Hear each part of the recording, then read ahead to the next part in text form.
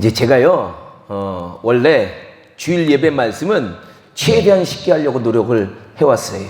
근데 오늘 말씀은 좀 어렵기 때문에 어쩔 수 없어요. 그러니까 여러분 정신 바짝 차려서 잘 경청해 주시기 바랍니다.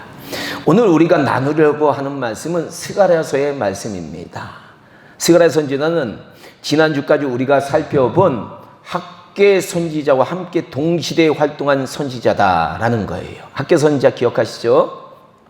그렇다면 학계 선지자는 어떤 사역을 했느냐라는 거예요. 그는요, 이스라엘 백성들에게 성전 건축을 촉구한 선지자였다라는 겁니다.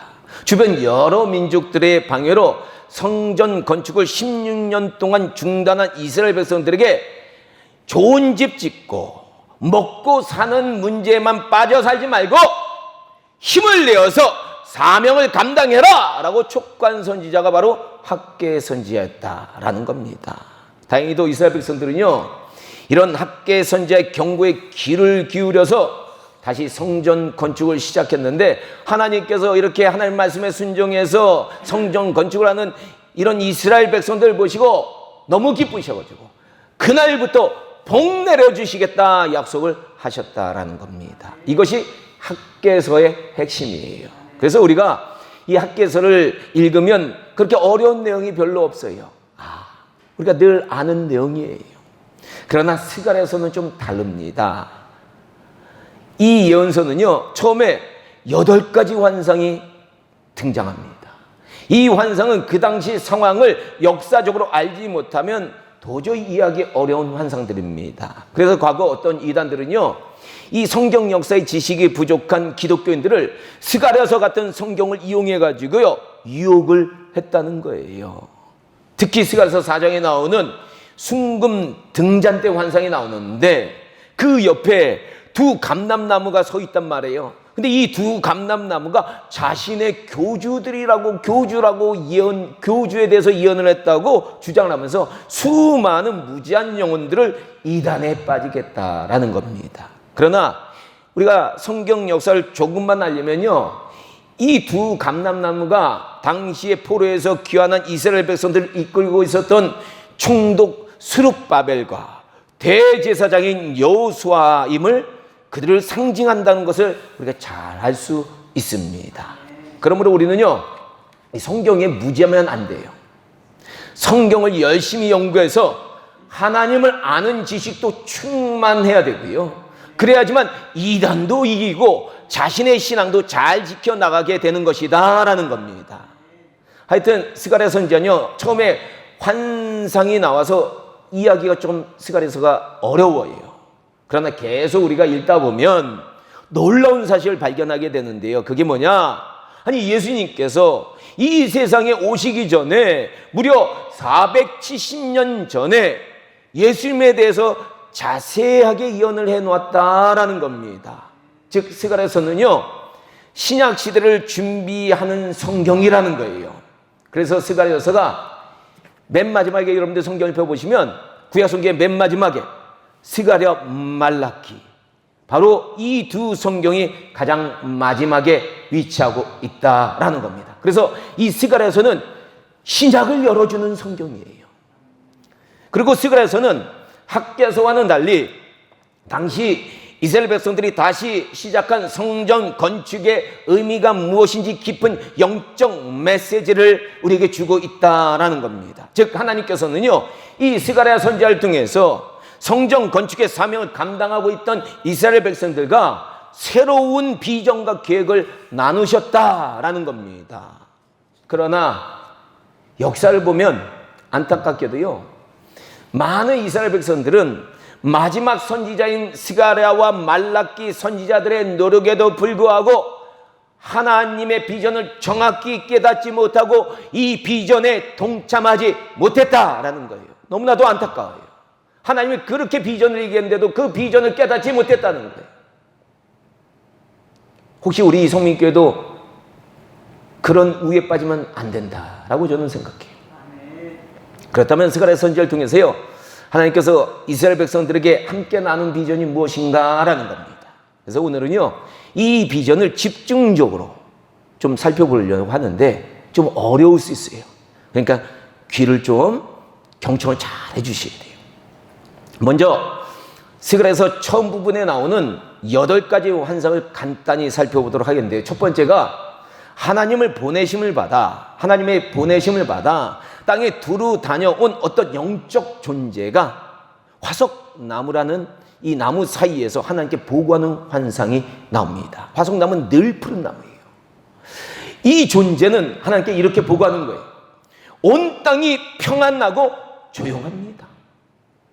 이렇게 보고하는 거예요. 이게 무슨 의미예요? 즉 세상 나라들이 하나님의 나라인 이스라엘을 무너뜨리고 그 백성들을 다 죽이고 남은 자들은 노예로 끌고 와서 괴롭혔는데도 그들은 평안하고 잘 먹고 잘 살고 있다라고 보고를 하나님께 한 겁니다. 이 보고를 에스라 선지자가 같이 들은 거예요. 그런데 이 에스라 선지자와 함께 이 보고를 들은 한 천사가 하나님께 묻습니다. 언제까지 예루살렘과 유다 성읍들 불쌍히 여기지 아니하십니까? 하나님께서 노하신 지 70년이 되었습니다. 예레미야 선지자가 얘기했잖아요. 70년 만에 그들이 노예에서 풀림을 받을 것이라고 얘기했단 말이에요. 그러자 하나님께서는요, 그 천사에게 위로의 말씀을 하신 겁니다. 그리고 이 위로의 말씀을 들은 천사가 이 에스라 선지자에게 이렇게 외치라고 말을 합니다. 하나님께서 이렇게 안일한 여러 나라에 심히 진노하셨고 이스라엘 백성들을 불쌍히 여기셔서 예루살렘에 돌아오게 하셨으니 나의 집이 그 가운데 건축되리라. 그리고 나의 성읍들이 넘치도록 다시 풍부할 것이고 여호와가 다시 시온을 위하라고 예루살렘을 택하리라. 야, 새로 돌아오게 하셨고 예루살렘을 성전을 세우시고 시온과 예루살렘을 부흥시키겠다라는 하나님의 말씀입니다. 이 말씀을 이 전에 들은 이스라엘 백성들은요, 아마 스가랴 선지자의 이 예언의 말씀을 듣고 새 힘을 얻었을 거예요. 힘이 났을 거예요. 성전 건축을 하는데 야, 이게 언제 하느냐, 중간에 계속 방해하는 사람들도 많은데 이거 우리가 감당할 수 있냐, 이런 상황에서 힘이 났을 거예요. 그리고 두 번째 환상에서는 유다와 예루살렘을 무너뜨린 4개의 세상 나라의 뿔들이 나오는데 갑자기 한 대장장이가 나타나서요, 이 뿔들을 두렵게 하고 망치로 떨어뜨린지 어떻게 떨어뜨린지 모르겠는데 떨어뜨리는 장면이 나옵니다. 즉 이 환상은 하나님께서 이스라엘을 무너뜨린 세상 나라들을 심판하실 계획을 보여주신다라는 거예요. 다음으로 세 번째는요, 예루살렘을 청량하는 한 소년에게 천사가 예루살렘이 이제 회복될 것이다. 과거 예루살렘을 무너뜨린 북방 땅은 곧 심판받게 될 것이다. 그러니 이 북방 땅에 아직 남아서 살고 있는 이스라엘 백성들은 거기서 피해서 빨리 나와라 라는 하나님의 말씀을 전하는 환상을 받게 됩니다. 야, 아마 이 환상의 얘기를 이 바벨론 땅에 있었던 남아 있었던 백성들도 들었을 거예요.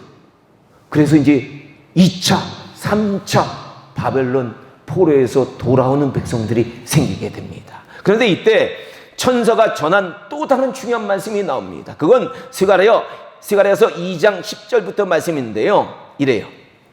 여호와의 말씀에 시온에 따라 노래하고 기뻐하라. 시온의 딸이 예루살렘의 딸들 아니에요. 예루살렘의 백성들 얘기하는 거예요. 이는 내가 와서 너희 가운데 머물 것이니라. 하나님이 그들 가운데 임한다는 거예요. 이 말씀까지는 이스라엘 백성들이 너무나도 기쁜 말씀인 거예요. 다시 하나님께서 그들 가운데 오신다는 거예요. 그런데 그 다음에 나오는 말씀이 충격의 말씀이 등장합니다.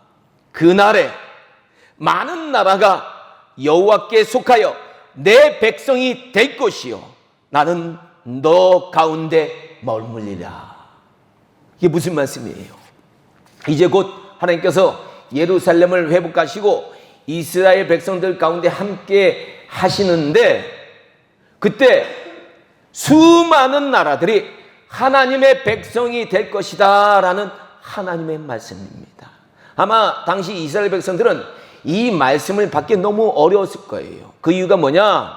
그들은 자신들만이 하나님의 백성이다라는 생각을 했습니다. 그래서 그들은요, 이방인들에게는 하나님을 전할 생각은 전혀 하지도 않았고요. 이방인들을 마치 개처럼 취급했어요. 이처럼 당시 이스라엘 백성들은 하나님이 명령하신 새로운 성전을 건축하고 있었지만 영적으로 보면 교회는 열심히 나오고 있었다는 거예요. 그러나 하나님께서 궁극적으로 관심을 갖고 계신 이방인 구원에 대해서는 관심도 갖지 않고 그 비전도 갖지 못했다라는 겁니다. 그는 과거 니느웨 성을 회개시키라라고 명령하신 하나님의 명령을 거부하고 다시스로 멀리 도망갔던 요나 정도의 그 수준의 신앙에서 벗어나지 못하고 있었다라는 거예요. 이게 정말로 안타까운 상황이에요. 그렇다면 이 다음엔 어떤 환상이 나올까요? 네 번째 환상에서는 당시 대제사장이었던 여호수아가 더러운 옷을 입고, 이게 이스라엘의 죄를 상징하는 거예요. 더러운 옷을 입고 하나님의 천사 앞에 서 있는데 사탄이 그의 오른편에 서서 그를 대적하고 있는 장면이 나옵니다. 그런데 이때 하나님께서 사탄을 책망하는 거예요. 그리고 하나님 앞에 서 있는 전사에게 여호수아의 더러운 옷을 벗기라 이렇게 말씀하시고요. 내가 너의 죄악을 제거하여 버렸으니 너에게 아름다운 옷을 입히리라 라고 말씀하신 것입니다. 이제 이스라엘 백성들의 죄악을 하나님께서 벗기시고 아름다운 옷을 입히시고 하나님 백성 만드시겠다는 거예요. 이때 이 장면을 보던 스가랴는 하나님께 정결한 관을 그의 머리에 씌워주옵소서 라고 간청을 드립니다. 그러자 그의 요청대로 정결한 관을 씌우고요, 천사 옆에 서게 하셨다라는 겁니다. 그리고 천사가 이런 하나님의 말씀을, 이제 다음에 나오는 하나님의 말씀을 이 제사장인 여호수아에게 전합니다. 너가 만일 나의 도를 행하고 내 규례를 지키면 너가 나의 집을 다스릴 것이요 나의 뜰을 지킬 것이며 내가 또 너로 여기 서 있는 자들 가운데 왕래하게 하리라. 아멘. 이게 1차적인 의미가 있고 2차적인 의미가 있는데, 1차적인 의미는 당시 대제사장이었던 여호수아를 하나님께서는 거룩하게 하셔서 영적으로 새 옷을 입히고 새롭게 건축될 하나님의 성전을 관리한 거룩한 책임자로 맡기시겠다라는 의미예요. 2차적인 의미는 바로 예수님을 이러한 거룩한 대제사장으로 하나님의 성전을 맡는 대제사장으로 세우시겠다라는 2차적인 의미가 있는 거예요. 그런데 이때 하나님께서요, 여호수아에게 중요한 예언의 말씀을 하십니다. 대제사장 여호수아야, 너와 내 앞에 앉은 내 동료들은 나의 말을 들을 것이니라. 내가 장차 나의 종 싹을 나게 하리라. 이게 좀 이상한 말씀 아닐까요? 나의 종 싹을 나게 하리라. 만군의 여호와가 말하느니 이 땅의 죄악을 하루에 제거하리라. 이런 예언의 말씀을 하시는 거예요. 이 말씀에서 하나님은요, 하나님의 종인 싹을 나게 하신다고 말씀하셨는데, 이 싹이 영어로 뭐냐? 브랜치예요. 브랜치가 뭐예요? 가지예요, 가지. 근데 이사야서 이제 이 싹이라는 표현이 이사야서부터 나오기 시작했는데, 이사야서 선지자의 예언을 보면 다윗의 아버지인 이새의 후손을 표현하는 표현이 바로 싹이라는 것을 우리가 알 수 있어요. 이사야서 11장 1절에 보면 이런 예언이 나옵니다. 이새의 줄기에서 한 싹이 나서 한 브랜치가 낳는, 가지가 난다는 거야. 그 뿌리에서 한 가지가 나서 결실할 것이요 그의 위에 여호와의 영이 강림하리라. 아멘. 즉 이 말씀은요, 이새의 후손인 예수님께서 요단강에서 세례 요한에게 세례를 받으실 때 그의 위에 성령이 비둘기같이 강림하는 장면을 예언하고 있다라는 것을 우리가 알 수 있습니다. 즉 예수님 예언하고 있다는 거예요. 그런데 이 스가랴 선지자에게 하나님께서 이 싹이 나서 이 땅의 죄악을 하루 만에 제하게 될 것이다, 이렇게 예언을 하셨다는 거예요. 이게 무엇을 예언하는 겁니까? 바로 유월절 사건을 얘기하는 거예요. 유월절 하루 만에 일어난 십자가 사건을 이어난다라는 겁니다. 십자가에 달리신 이세 후손이신 다윗의 후손이신 예수님을 통해 이 땅의 죄악이 단번에 용서받는 사건을 이어나고 있다라는 거예요. 이처럼 스가랴서의 환상을 살펴보면요, 하나님께서는요 점점 자신의 비전과 계획을 이스라엘 백성들에게 보여주고 계신다라는 것을 우리가 알 수 있습니다. 우리가 스가랴서를 읽으면요, 점점 하나님께서 계시를 보여주고 계시는구나, 하나님의 뜻을 보여주고 계시는구나. 그래서 마음이 뜨거워져요. 다음으로 다섯 번째 환상에서는요, 순금 등잔대 옆에 선 두 감람나무가 등장하게 되는데요, 이 두 감람나무는 당시 이스라엘 백성들을 이끌었던 성전 건축의 사명을 감당하고 있었던 총독 스룹바벨과 대제사장 여호수아를 나타내고 있는 나무들입니다.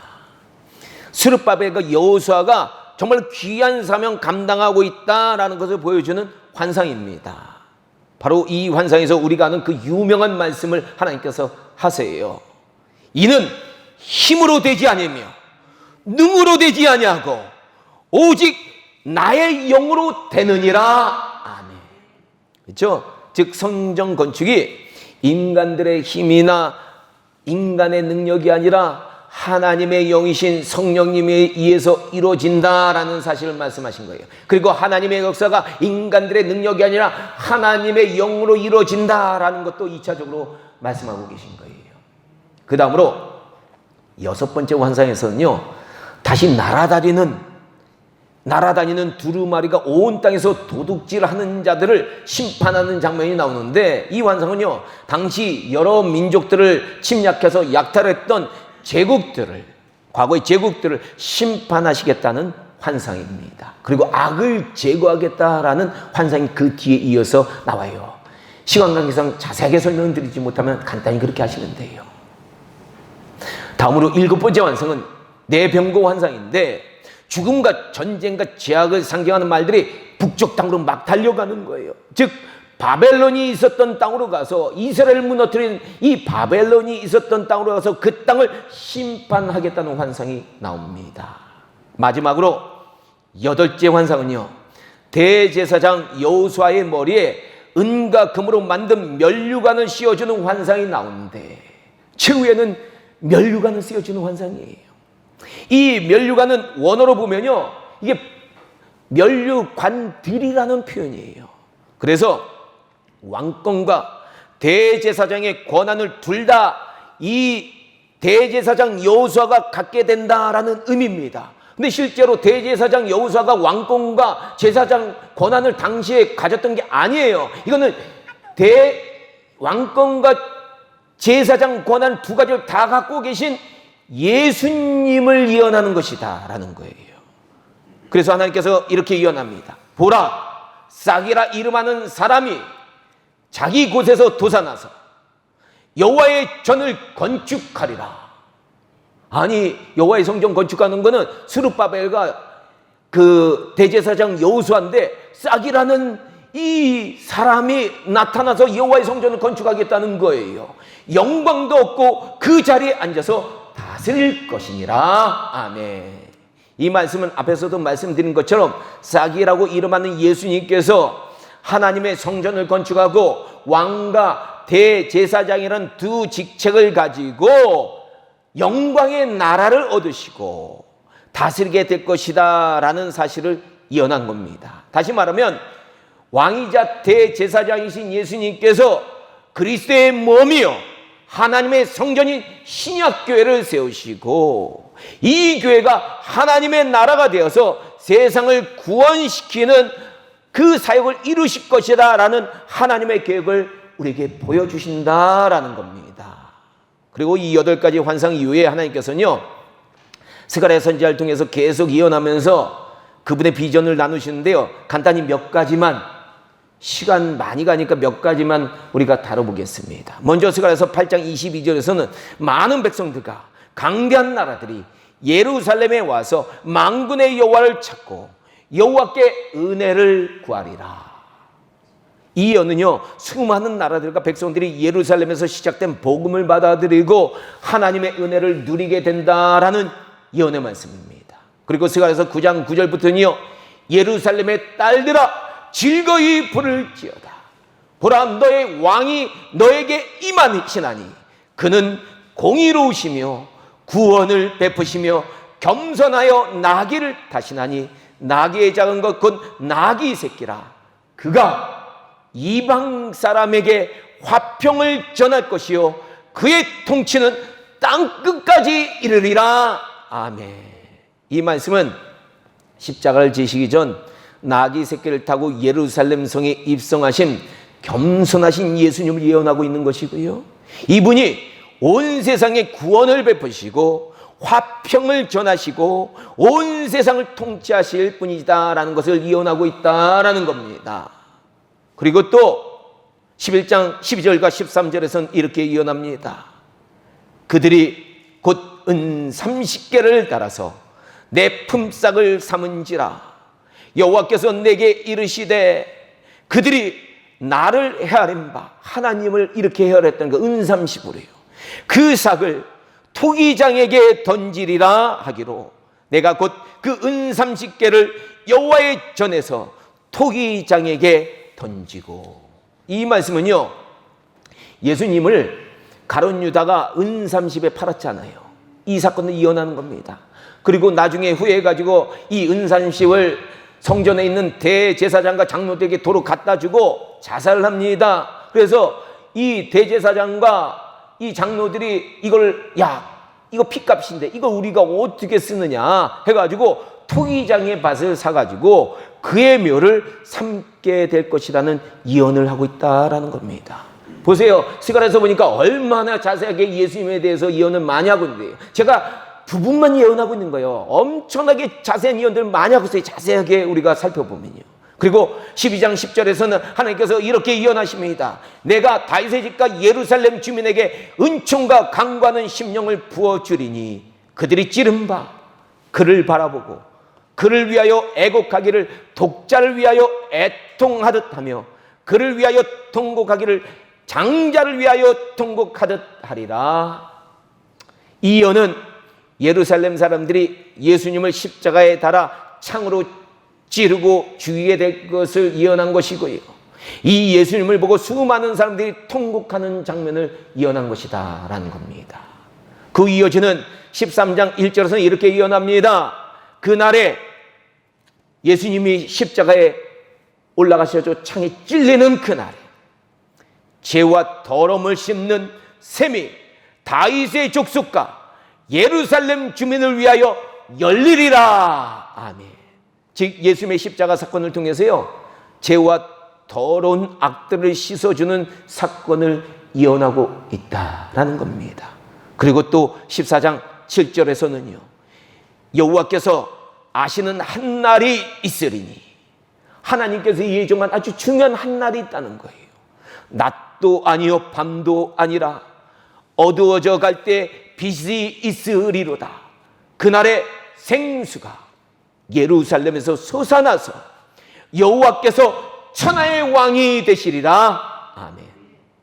이 예언의 말씀은요, 마태복음 27장 45절에 기록되어 있는데요, 예수님께서 십자가에 달리셨을 때 12시부터 낮 12시부터 오후 3시까지 갑자기 온 땅이 어두워지게 되는 겁니다. 아마 개기식이 일어난지 모르겠는데 온 땅이 계속해서 어두워졌던 사건을 기록하고 있는데요, 이것을 예언한 거고요, 이로써 우리 인간들의 죄를 깨끗하게 씻어주시는 생수가 되시는 예수님이 사마리아 여인에게 뭐라고 말씀하셨어요?